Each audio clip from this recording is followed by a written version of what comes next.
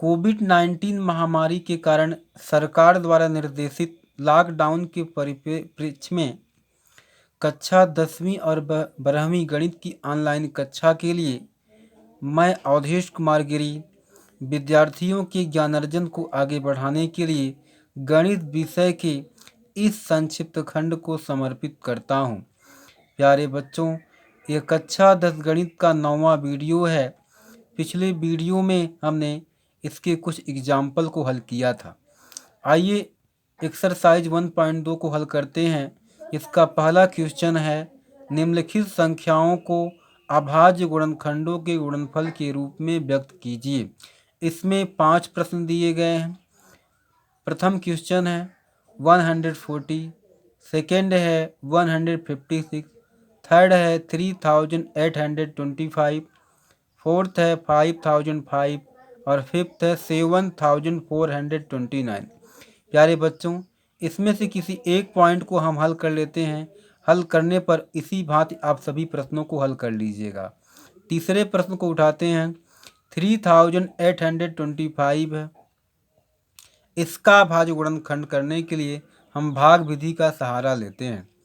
3825 3 का भाग करने पर 1275 आएगा। फिर 3 का भाग कर देते हैं तो 425 होगा। फिर 5 का भाग करते हैं तो 85 होगा। फिर 5 का भाग करते हैं 17 होगा। फिर 17 का भाग करते हैं तो 1 आएगा। इस प्रकार इसमें देखते क्या है, 3 2 बार है, 5 2 बार है, 17 1 बार है। तो 3 घाते 2 गुणे 5 घाते 2 गुणे 17 घाते 1, यह इसका अभाज्य गुणनखंड हुआ। आते हैं दूसरे प्रश्न में। दूसरा प्रश्न है, पूर्णांकों के निम्नलिखित युग्मों के एचसीएफ और एलसीएम ज्ञात कीजिए और इसकी जांच कीजिए कि दो संख्याओं का गुणनफल मासा और लासा के बराबर होता है। इसमें 3 प्रश्न दिया गया है। पहला क्वेश्चन है 26 91, दूसरा है 510 और 92, तीसरा है 336 और 54। इसमें से एक प्रश्न को हम उठाते हैं। पहला क्वेश्चन 26 और 91, इसका गुणनखंड करने पर 2 गुणे 13 और 91 का 7 गुणे 13। मासा निकालेंगे तो जो उभयनिष्ठ होगा वही उतार लेंगे। उभयनिष्ठ 13 है। घात के रूप में भी कर सकते हैं। जो उभयनिष्ठ गुणनखंडों में सबसे छोटी घात का होगा वही उतारेंगे। देखते क्या है, 13 उभयनिष्ठ है, 13 उभयनिष्ठ है, 13 उतार लिया। आते हैं एलसीएम में। एलसीएम है के लिए भी अभाज्य गुणनखंड करेंगे। 26 का 2 गुणे 13, 91 का 7 गुणे 13। तो 2 जिसमें अधिक होगा वही उतारेंगे, 7 जिसमें अधिक होगा वही अंक उतारेंगे, 13 जिसमें अधिक होगा वही अंक उतारेंगे। तो 2 इसमें केवल एक ही बार आया है और अधिक घात का भी है, उतार लिया 2 घात 1। 7 केवल एक बार आया है, 7 को भी उतार लिया। 13 दोनों में उभयनिष्ठ है, लेकिन सबसे बड़ी घात का 13 घाते 1 13 घात, दोनों का घात बराबर है।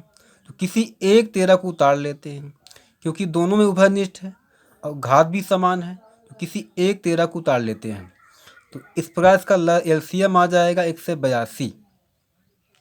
हमें सिद्ध करना है प्रथम संख्या गुणे द्वितीय संख्या बराबर मासा गुणे लसा। बाएं पक्ष को लेते हैं।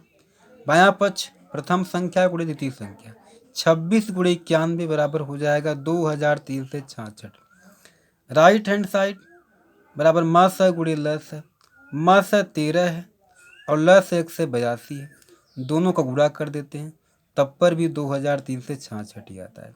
इस प्रकार हमारा यह प्रश्न सिद्ध हो जाता है, लेफ्ट हैंड साइड बराबर राइट हैंड साइड।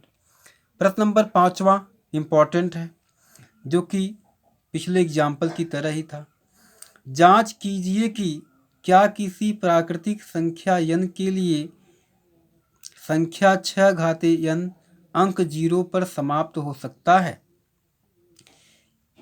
तो हम जानते हैं जिस किसी भी संख्या का इकाई अंक 0 पर समाप्त होता है तो वह संख्या 5 से अवश्य विभाजित होगा, अर्थात उसके गुणनखंड में 5 अवश्य आएगा। तो 6 घात n को देख लेते हैं। इसका निगमन मैंने इस प्रकार किया है। यदि किसी यन के लिए 6 घातीय यन शून्य पर समाप्त होगा तो वह 5 से विभाज्य होगा, अर्थात 6 घातीय यन के अभाज्य गुणनखंड में अभाज्य संख्या 5 आनी चाहिए, परंतु 6 घातीय n बराबर 2 गुणे 3 घातीय n, 2 घातीय n गुणे 3 घातीय n, n के किसी भी मान के लिए हम यह देखते हैं कि 6 घातीय n में केवल 2 गुणे 3 ही बार बार आता है, 5 नहीं आता। और जिसके गुणनखंड में 5 नहीं आएगा उसका इकाई का अंक कभी 0 नहीं हो सकता। इस प्रकार 6 घातीय n का इकाई का अंक कभी 0 नहीं होगा। प्यारे बच्चों, जिस भी संख्या का इकाई का अंक 0 होता है वही संख्या 5 से विभाज्य होता है और उसके गुणनखंड में 5 अवश्य आएगा। अतः 6 घातीय n का इकाई का अंक कभी 0 नहीं हो सकता। प्यारे बच्चों, अगर चाहते हैं हमारा वीडियो आपको मिलता रहे, आप इस चैनल को सब्सक्राइब कर लीजिएगा। हमारा जितना भी वीडियो होगा आपके मोबाइल पर पहुंचता रहेगा। धन्यवाद।